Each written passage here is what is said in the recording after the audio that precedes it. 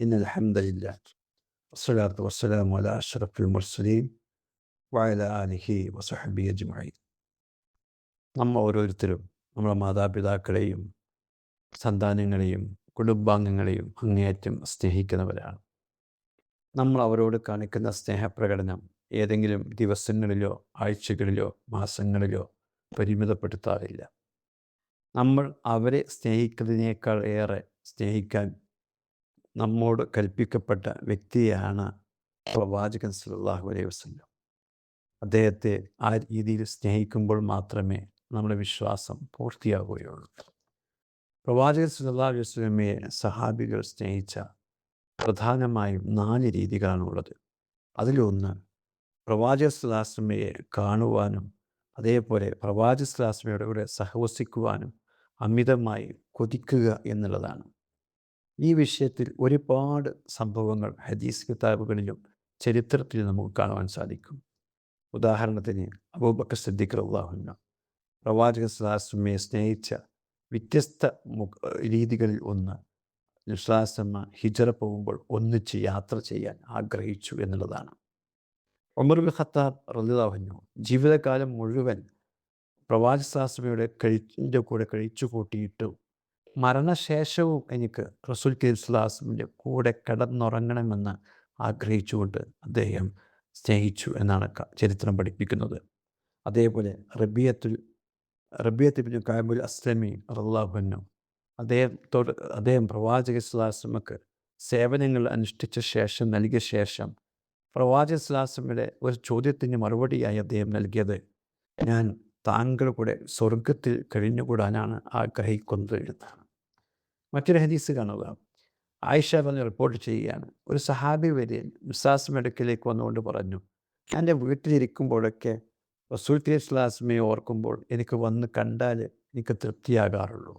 എന്നാൽ ഞാൻ എൻ്റെയും താങ്കളുടെയും മരണത്തെ ഓർക്കുമ്പോൾ എനിക്ക് ഓർമ്മ വരുന്നത് താങ്കൾ സ്വർഗത്തിൽ നബിമാരുടെ കൂടെ ഉയർന്ന പദവിയിലാവുകയും എനിക്ക് താങ്കളെ കാണുവാനോ താങ്കളുടെ കൂടെ സഹവസിക്കുവാനോ സാധിക്കാതെ വന്നേക്കുമോ എന്ന ഒരു ആശങ്ക എൻ്റെ മനസ്സിനെ അലട്ടുന്നു എന്ന് പറഞ്ഞപ്പോൾ പ്രവാചകൻ സല്ലല്ലാഹു അലൈഹി വസല്ലം അല്പനേരം മൗനം പാലിക്കുകയുണ്ടായി.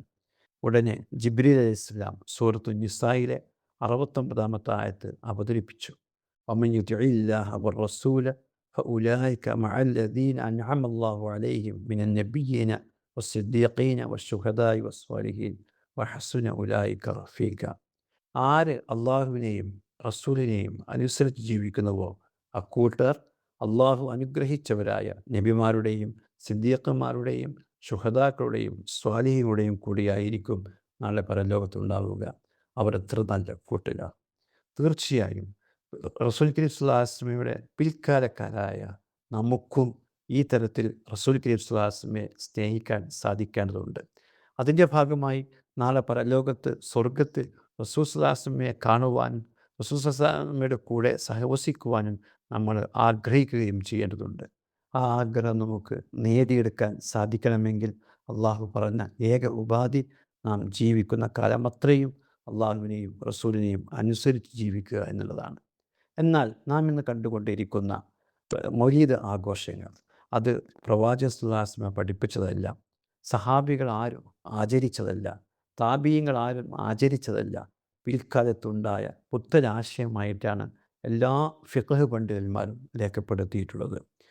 ആ വിഷയത്തിൽ നമുക്ക് കേരളത്തിലെ ഒരു കവി കൂടിയായ ഒരു പണ്ഡിതൻ തൽവ മുഹമ്മദ് കുഞ്ഞി മുസ്ലിയാർ അദ്ദേഹത്തിൻ്റെ അൽ മവാഹിബുൽ ജലിയ എന്ന പുസ്തകത്തിൽ എഴുതിയ കവിത ശകലം ഇപ്രകാരം മനസ്സിലാക്കാം. മൗലീദ് കഴിക്കൽ മുമ്പ് പതിവില്ലാത്തത്, അത് ഹിജ്റ 300 ശേഷം വന്നതാണ്.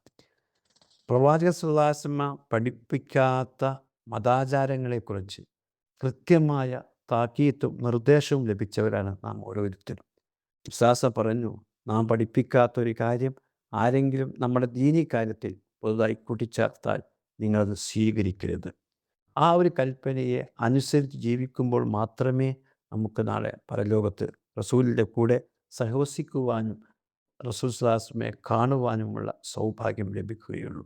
അപ്പോൾ പ്രവാചകൻ സല്ലല്ലാഹു അലൈഹി വസല്ലമയെ അങ്ങേയറ്റം സ്നേഹിക്കുന്നവരായ നമ്മൾ ഓരോരുത്തരും നാളെ സ്വർഗത്തിൽ പ്രവാചകൻ സല്ലല്ലാഹു അലൈഹി വസല്ലമയുടെ കൂടെ സഹവസിക്കണമെന്ന് ആഗ്രഹിക്കുന്ന നമ്മൾ ഓരോരുത്തരും മൗലീദ് പോലെയുള്ള പുത്തൻ ആചാരങ്ങളെ ഒഴിവാക്കിക്കൊണ്ട് റസൂൽ സ്വല്ലല്ലാഹു പഠിപ്പിച്ച രീതിയിൽ ആത്മാർത്ഥമായി പ്രവാചകനെ സ്നേഹിക്കാൻ നമുക്ക് സാധിക്കേണ്ടതുണ്ട്.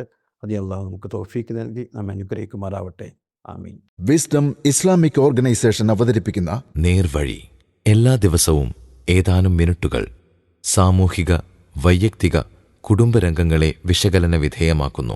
അറിയുക, അറിയിക്കുക. നേർവഴി. Peace Radio. Tune to reality.